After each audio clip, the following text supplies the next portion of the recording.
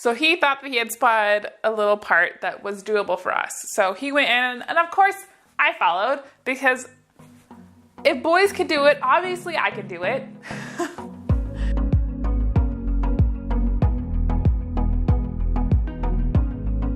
It is day 7 on the road in Baja.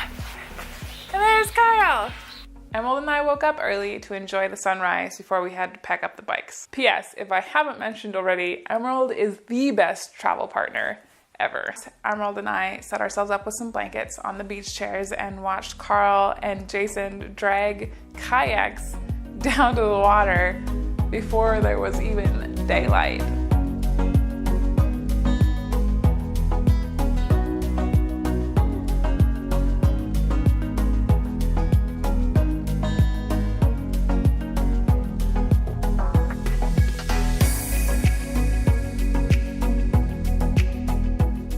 Eventually the sun came over the horizon and it was time to be on the move again. We packed up the bikes and got on the road again to head to San Felipe for breakfast and experience some of the worst wind I have ever been through.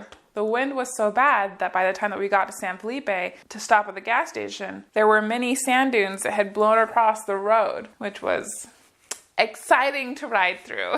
The plan was to head into the mountains and find the turnoff for Mike's Sky Ranch. This was like a thing that we had planned from the very beginning to do.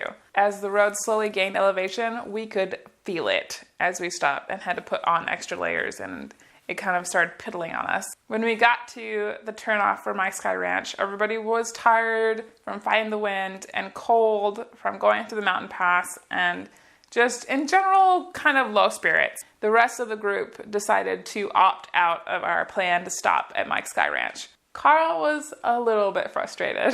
George did offer an alternative where Jason, Carl, and I could go up to Mike's Sky Ranch and then meet George and Emerald and John down in Ensenada afterwards.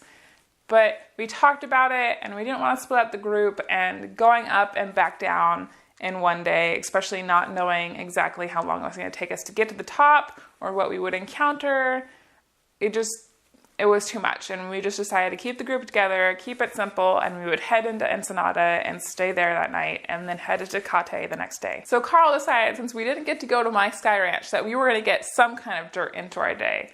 And all along the main road in Mexico, there's always some kind of dirt frontage road right along the paved road. And Carl had been eyeing that road since we got into Mexico. So he thought that he had spotted a little part that was doable for us. So he went in, and of course I followed, because if boys could do it, obviously I could do it. It was actually really fun until we got to this part where a turnoff from the main road intersected the frontage road.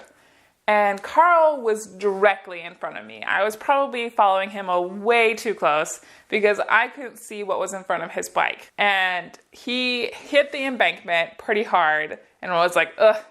And I heard him, and he came to the top, and there was no slowing down. He went directly down the other side, but I didn't know how steep it was. All I heard was, oh, shit. But since I was following him so closely, there was no time for me to slow down or stop or anything. So I was already 100% committed.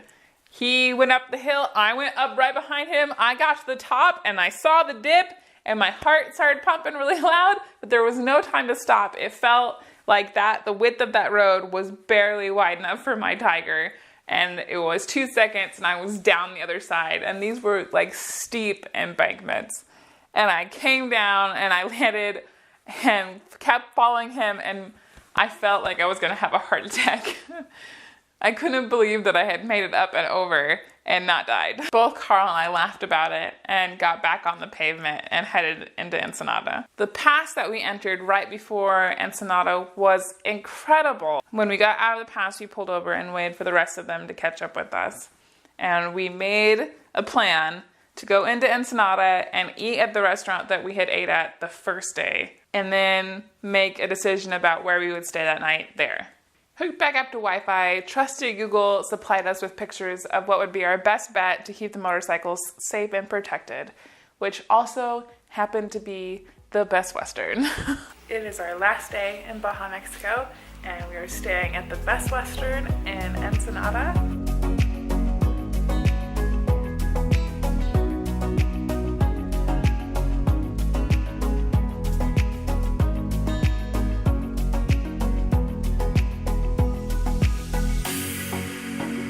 got settled, Carl, Jason, Emerald, and John and I went on the hunt for coffee, and we found churros, which I had never tried before.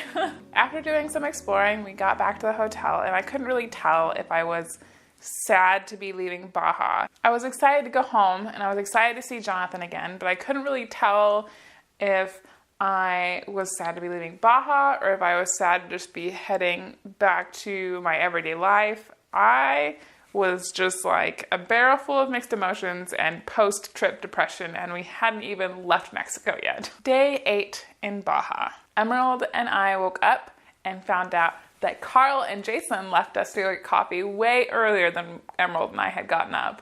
So we went across the street and found a really nice place to sit and have coffee, and took our sweet time packing the bikes up for our very last day in Baja. We left Ensenada and we headed up La Ruta del Vino through all the wineries, and we stopped in Tecate for lunch. I just remember sitting down at the table with everybody and it feeling very quiet and everybody being very much in their own heads and kind of processing the fact that we were going back to the US and that our trip was over. Our trip across the border was fairly uneventful, although I will say that Highway 94 from the border crossing in Tecate to San Diego was incredible. Overall, I would say that my experience in Baja was very awesome. All of the people there were amazing. I never met one person who made me feel uncomfortable or unsafe. I don't think that I worried about the bike any more than I would have if I was traveling in the US. I think it was definitely a learning experience for me as well. I've never traveled long term with a group that size, and I think that I've determined that that's not really for me. I think groups under 4 would probably be the ideal size. I also think that you totally need more than 8 days to properly experience Baja. We didn't really get that far south, and I still feel like there's a ton of stuff that I wanted to go see, still want to go see, to experience and camp more. I hope you guys enjoyed the series. I really enjoyed making it. I had so much fun shooting in Baja. If you haven't already, hit that subscribe button. There are links down in the description for my gear, for my packing list, and also for this shirt if you would like to own it. And stay tuned because I've got more coming.